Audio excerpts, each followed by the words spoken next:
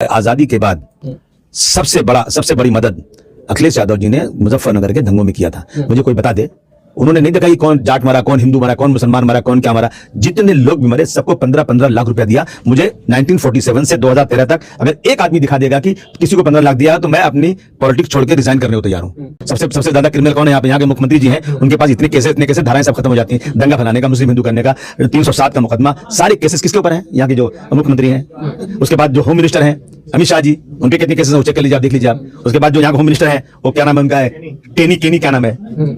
अजय टेनी। उनके लड़के ने जो है गाड़ी से किसानों को दबा के मार डाला। और ये नहीं कि इत्तेफाक से जब उसकी इंक्वायरी बैठी, एसआईटी बैठी, तो कहा कि ये जो है ना प्लानिंग थी, प्लान से मारा गया। किसानों की आमदनी दुगनी हो जाएगी, हुई क्या? भ्रष्टाचार खत्म हो जाएगा, हुआ क्या खत्म?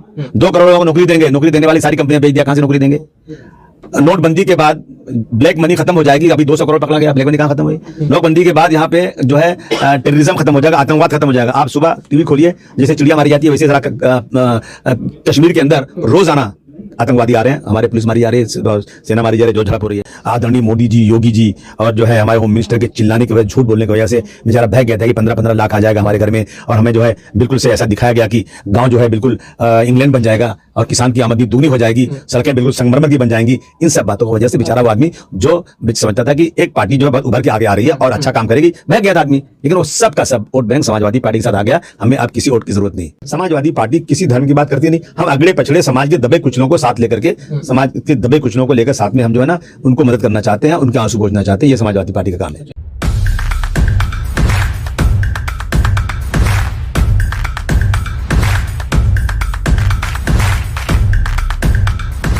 आदाब अस्सलाम, मैं उमैर आज़मी आप तमाम नाजरीन का मिल्लत टाइम्स पर इस्तकबाल करता हूं। इस वक्त मैं मौजूद हूं उत्तर प्रदेश की राजधानी लखनऊ में। आज हमारे साथ मौजूद हैं महाराष्ट्र अध्यक्ष समाजवादी पार्टी से विधायक अबू आसिम आज़मी साहब। आइए इनसे हम खास बातचीत करते हैं। सबसे पहले बहुत बहुत इस्तकबाल आसिम साहब। बहुत बहुत शुक्रिया जनाब आपका। अच्छा, जिस तरीके से मजलिस-ए-इत्तेहादुल मुस्लिमीन और मुख्तलिफ पार्टियों का ये इल्ज़ाम रहा है कि समाजवादी पार्टी मुसलमानों को हिस्सेदारी नहीं देती, तो काफ़ी मुसलमानों का इस मरतबा टिकट भी काटा जा रहा है, इस पर क्या कहें? मैं पूछूं उन लोगों से, 100 साल से पार्टी चलाते हो, कौन सी हिस्सेदारी दे लिया? जहाँ पर रहते हो कौन सा काम कर दिया? ये तो ऐसा है ना कि जो है इलेक्शन है, वोट लेना है, जनता के बीच जो चाहे बोल दो। समाजवादी पार्टी वो पार्टी है, जब समाजवादी पार्टी की सत्ता रही है, आप निकाल लो कि जितनी जिसकी तादाद है उतनी उसकी भागीदारी है हमेशा। चाहे मिनिस्टर बनने में रही हो, चाहे कोई डेवलपमेंट का काम रहा हो, चाहे एमएलए एमपी बनाना हो, तो ये सब इल्ज़ाम जो है ना लगाने के लिए कोई कुछ बोल सकता है, लेकिन समाजवादी पार्टी से बेहतर कोई पार्टी नहीं है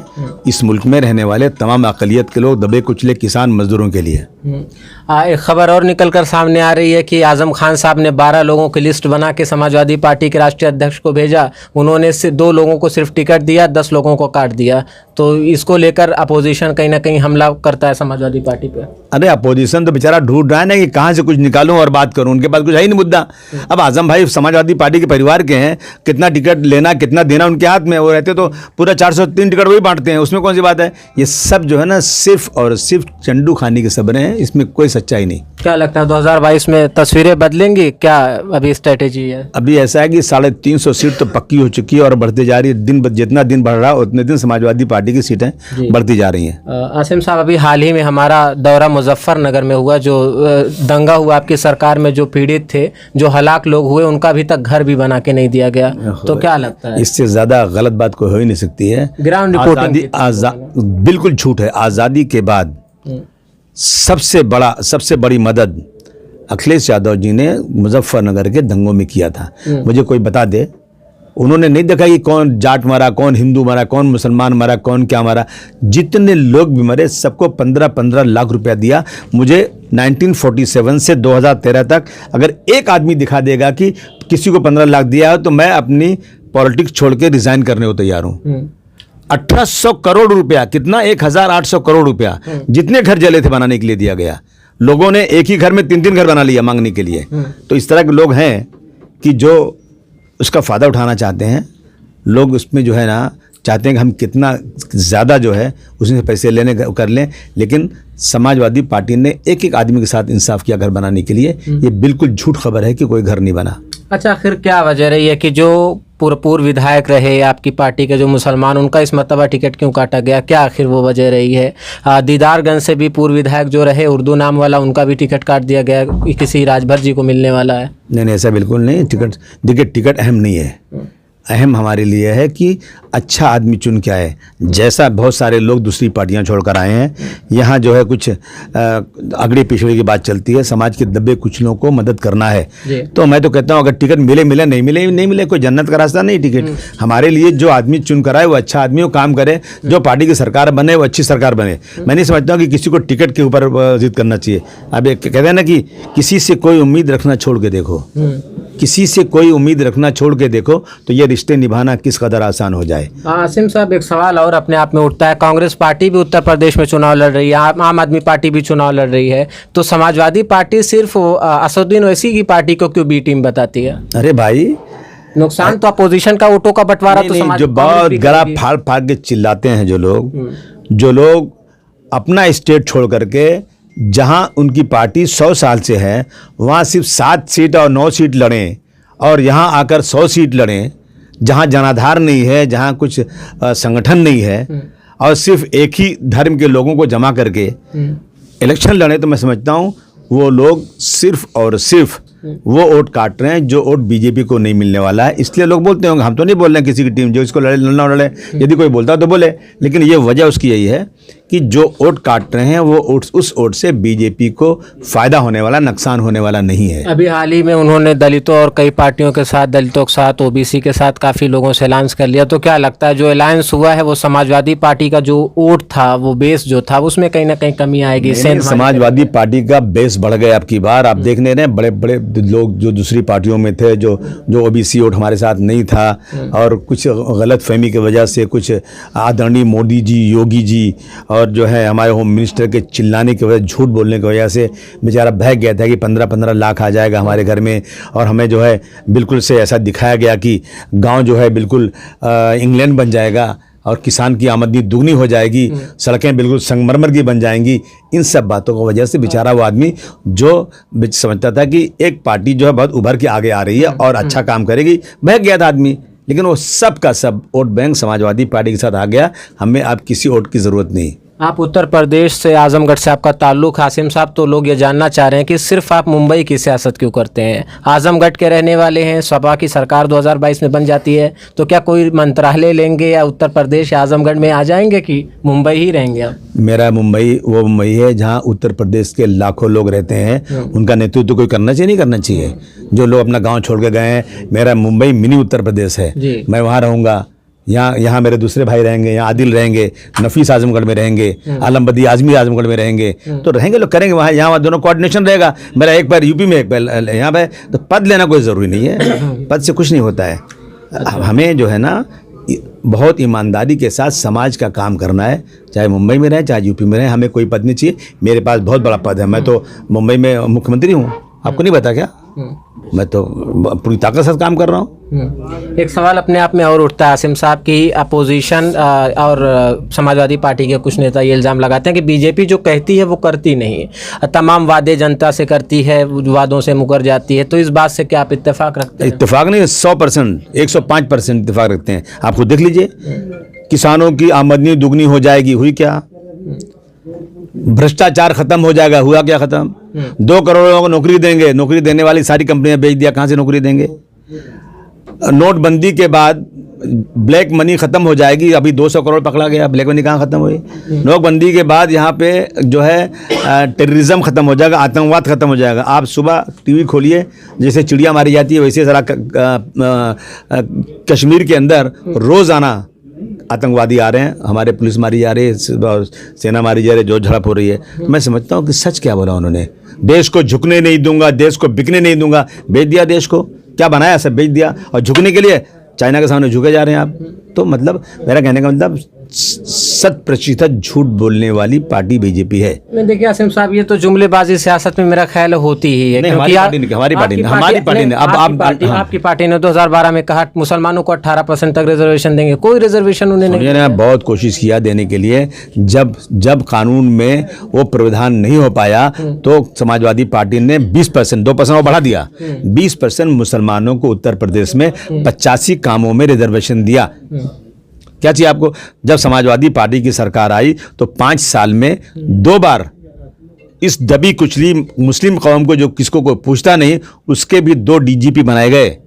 जब समाजवादी पार्टी की सरकार आई तो एडवोकेट जनरल जफर याब जिलानी को बनाया गया। समाजवादी पार्टी की सरकार आई, जिसको कोई पूछता नहीं, उस पार्टी के उस्मानी साहब को जो है यहाँ पे चीफ सेक्रेटरी बनाया गया। कितनी बात आपको सुनाऊं मैं, किसने बनाया? अच्छा, उत्तर प्रदेश की जो मौजूदा सियासत अभी फ़िलहाल है, तमाम पार्टियां अपनी अपनी ज़मीन मजबूत कर रही हैं। ओवैसी साहब मुसलमानों की बात करते हैं खुसूसी तौर पे, तो दलित शोषित वंचितों की बात करते हैं, मजलूमों की बात करते हैं, तो उनकी सियासत से क्या इत्तेफाक रखते हैं? नहीं, बिल्कुल। देखिए, इस वक्त जो है ना, माहौल इतना ख़राब बीजेपी ने कर दिया है, आरएसएस ने कर दिया है कि मुसलमानों के बारे में जो बात ज़्यादा करेगा उसकी वजह से पोलराइजेशन हो जाएगा। ये सच्ची बात है, मुझे बोलने में कोई शर्म नहीं है।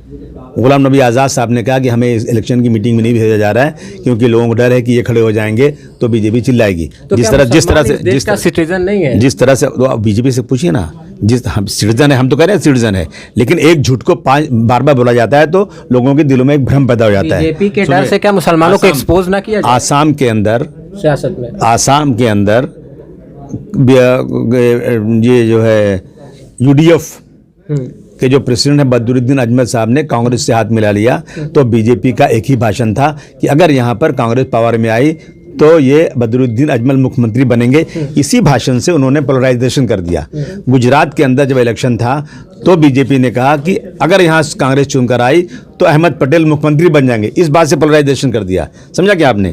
तो ये चीज़ें जो है ना, ये बातें करके ये लोग पोलराइज कर रहे हैं। समाजवादी पार्टी किसी धर्म की बात करती नहीं। हम अगड़े पछड़े समाज के दबे कुचलों को साथ लेकर के, समाज के दबे कुचलों को लेकर साथ में हम जो है ना उनको मदद करना चाहते हैं, उनके आंसू पोंछना चाहते हैं। ये समाजवादी पार्टी का काम है। अच्छा, पार्टियों का खैर नाम नहीं लेंगे, आप लोग तमाम छोटे छोटे दलों से गठबंधन कर रहे हैं। कुछ ऐसे दल भी उत्तर प्रदेश में है जो मजबूत भी है, उन दलों से क्यों नहीं अलायंस हो रहा है? बात आप समझ रहे हैं, लेकिन पार्टियों का नाम मैं नहीं ले सकता। हम राजनीति करते हैं, बुद्धू हैं क्या? हम बेवकूफ़ हैं क्या कि जहाँ पे हमको जीतने का चांस होगा, कुछ लोग आने चांस होगा, क्यों नहीं लेंगे? हम सबको, हम ऐसे लोगों को बिल्कुल ले रहे हैं जो सेकुलर लोग हैं और उनके पास कुछ दम है, कुछ ताकत है, उनको ले रहे हैं। और जो लोग सिर्फ चिल्लाते हैं, ताकत नहीं, ऐसे लोग हम नहीं लेते। पूरे मुल्क में सेकुलर चेहरा कौन लगता है आपको? समाजवादी पार्टी सबसे बड़ी सेकुलर पार्टी देश में। अच्छा, तो इस मर्तबा अबू आसिम आज़मी साहब अगर आपकी सरकार बन जाती है तो क्या उत्तर प्रदेश की वो तस्वीरें बदल जाएंगी जो लॉ एंड ऑर्डर की सिचुएशन है और हर तरफ करप्शन है, जैसा कि आपकी पार्टी के कुछ लोग कहते हैं, तो वो चीज़ें बदलेंगी कि नहीं? नहीं, कहने के तो कहते हैं कि समाजवादी पार्टी में बहुत ज़्यादा क्रिमिनल। मैं भी लिस्ट बता दूं आपको, सबसे ज़्यादा क्रिमिनल कौन है यहाँ पे? यहाँ के मुख्यमंत्री जी हैं, उनके पास इतने केसेस, धाराएं सब खत्म हो जाती हैं। दंगा फैलाने का, मुस्लिम हिंदू करने का, 307 का मुकदमा, सारे केसेस किसके ऊपर हैं? यहाँ के जो मुख्यमंत्री हैं। उसके बाद जो होम मिनिस्टर हैं अमित शाह जी, उन पे कितने केसेस हैं वो चेक कर लीजिए, आप देख लीजिए आप। उसके बाद जो यहाँ के होम मिनिस्टर हैं वो क्या नाम है उनका? है टेनी क्या नाम है? अजय टेनी। उनके लड़के ने जो है गाड़ी से किसानों को दबा के मार डाला। और ये नहीं कि इत्तेफाक से जब उसकी इंक्वायरी बैठी, SIT बैठी, तो कहा कि ये जो है ना प्लानिंग थी, प्लान से मारा गया। कौन है क्रिमिनल? कौन और खराब कर रहा है? समाजवादी पार्टी का आपके पास संकल्प है 6 महीने में 5.5 साल के प्रोग्राम बनाएंगे डेवलपमेंट के, और 4.5 साल तक सिर्फ लॉ एंड ऑर्डर को देखेंगे। और जितने लोग बिजनेस करना चाहते हैं यूपी में आए, एक भी गुंडागर्दी किया ना तो सीधा जेल जाएगा। बिल्कुल। आप ये इल्ज़ाम आसिम साहब की आप अलीगढ़ मुस्लिम यूनिवर्सिटी के चंद स्टूडेंट को साथ लेकर पूरी यूनिवर्सिटी को समाजवादी पार्टी के साथ बता रहे हैं, जिस पे अलीगढ़ मुस्लिम यूनिवर्सिटी के जो तलबा हैं उन्होंने इख्तिलाफ जाहिर किया। अरे वो दूसरी पार्टी के लड़के हैं, सब दलाल दूसरी पार्टी, क्या बात करते हैं आप? अच्छा, पार्टी आपके साथ है यूनिवर्सिटी? अरे यूनिवर्सिटी के सब जो अच्छे काबिल पढ़े लिखे लोग हैं, वो सब के सब जितने भी अक्लमंद हैं, पढ़े लिखे लोग हैं, जो चाहते हैं इस देश में सांप्रदायिकता खत्म हो जाए, उन सब का एक ही है कि वो समाजवादी पार्टी के साथ खड़ा हो जाए। जो समाजवादी समाजवादी पार्टी की मुखालफत करता है, मैं समझता हूँ वो बीजेपी के साथ है। बहुत बहुत शुक्रिया आसिम साहब बातचीत करने के लिए। हमारे साथ मौजूद थे महाराष्ट्र अध्यक्ष विधायक अबू आसिम आज़मी साहब, जिनसे हमारी असेंबली इंतखाब पर ख़ास और तफसीली गुफ्तगू हो रही थी। नाजरीन, आपको बता दें अबू आसिम आज़मी साहब का ये साफ तौर पे कहना था कि आगामी असेंबली इंतखाब में अखिलेश यादव जी की सरकार बनने जा रही है और लॉ एंड ऑर्डर की सिचुएशन मेंटेन हो जाएगी और उत्तर प्रदेश में जो करप्शन फैला हुआ है वो भी दुरुस्त हो जाएगा। इसी और तमाम खबरों के लिए आप बने रहिए मिल्लत टाइम्स के साथ। मैं उमैर आज़मी आप तमाम नाजरीन से यहीं पे विदा चाहता हूं। कैमरामैन माज अहमद के साथ उमैर आज़मी, मिल्लत टाइम्स, लखनऊ। हमारी वीडियोस देखने के लिए बेहद शुक्रिया। मिल्लत टाइम्स की खबरें पढ़ने, सुनने और देखने के लिए गूगल प्ले स्टोर से ऐप डाउनलोड करें। यहां आप उंगली की क्लिक में पढ़ सकते हैं 4 ज़बानों में न्यूज़, उर्दू, हिंदी, अंग्रेज़ी, बांग्ला। आप ऐप पर मिल्लत टाइम्स की वीडियोस भी देख सकते हैं। अगर आप YouTube पर देख रहे हैं तो रेड बटन को दबाकर चैनल को सब्सक्राइब करें और बेल आइकन ज़रूर दबाएं। फेसबुक पर देख रहे हैं तो पेज को लाइक और फॉलो ज़रूर करें। ट्विटर और इंस्टाग्राम पर भी मिल्लत टाइम्स को फॉलो करें। मिल्लत टाइम्स की स्टोरीज हासिल करने के लिए टेलीग्राम और व्हाट्सएप पर बराह रास्त हमारे साथ जुड़ सकते हैं। हमारे काम से आप मुतमईन हैं तो इसे जारी रखने और मजबूत बनाने के लिए हमें सपोर्ट करें। स्क्रीन पर दिख रहे और डिस्क्रिप्शन में दिए गए अकाउंट नंबर पर मिल्लत टाइम्स को अपनी रकम भेज सकते हैं। अगर आपके इलाके का कोई मामला है, आपकी मसाइल को मीडिया में जगह नहीं दी जा रही है तो हमें ईमेल करें या व्हाट्सएप पर मैसेज करें, हम उठाएंगे आपकी आवाज़। मिल्लत टाइम्स मतलब मजलूमों की आवाज़, नफरत के खिलाफ जंग, फर्जी खबरों से निजात। www.millattimes.com